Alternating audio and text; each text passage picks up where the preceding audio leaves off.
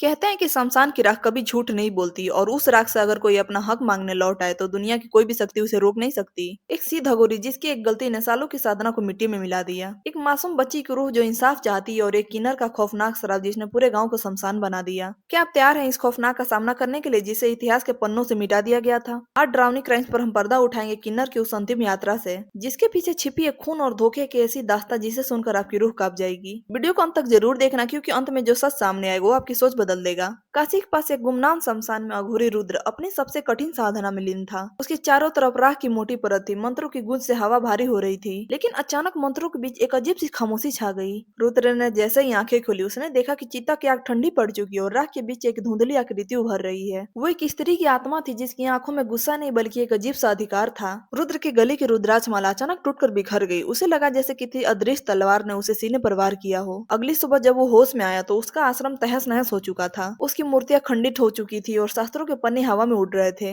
रुद्र को लगा ये कोई मामूली आत्मा है, लेकिन उसे क्या पता था कि उसने शमशान के जिस शव को जगाने की कोशिश की थी वो कोई साधारण इंसान नहीं था। रुद्र अपनी इस हार से बौखलाया हुआ था। तभी उसे जंगल में एक छोटी सी बच्ची की हंसी सुनाई दी। अश्वनी, एक आवाज गूंजी। रुद्र ने जब शमशान में रिकॉर्ड बोर्ड को देखा तो उसके पैरों तले जमीन खिसक गई। जिस चिता पर उसने तंत्र किया था वो अपराजिता नाम की एक किन्नर की थी जिसे समाज ने कभी नहीं अपनाया, लेकिन जिसने एक अनाथ बच्ची अश्वनी को अपने जान से ज्यादा प्यार दिया था। सालों पहले अश्वनी नाम की वो लड़की गांव में अंधविश्वास के खिलाफ आवाज उठाती थी। वो कहती थी ईश्वर सबके हैं, चाहे वो किन्नर हो या सामान्य इंसान। लेकिन गांव के कुछ ढोंगी साधुओं और रूढ़िवादों लोगों के बर्दाश्त नहीं हुआ। उन्होंने अश्वनी पर डायन होने का झूठा इल्जाम लगाया और इसी जंगल में उसे जंजीरों से बांधकर उसे जिंदा जला दिया। उस वक्त अपराजिता ने तालियां बजाते हुए एक ऐसा शराब दिया जो आज भी सच होने जा रहा था। अपराजिता ने शराब दिया, तुमने मेरी बच्ची को जलाया, ये शमशान तुम्हें कभी नहीं छोड़ेगा। वक्त का पहिया घुमा, गांव में जश्न का माहौल था। रुद्र भी वहां मौजूद था। अचानक जश्न की तालियों की आवाज एक अजीब किन्नर की ताली में बदल गई। रुद्र ने देखा कि भीड़ के बीच अपराजिता की रूह खड़ी होकर धीरे धीरे तालियां बजा रही है।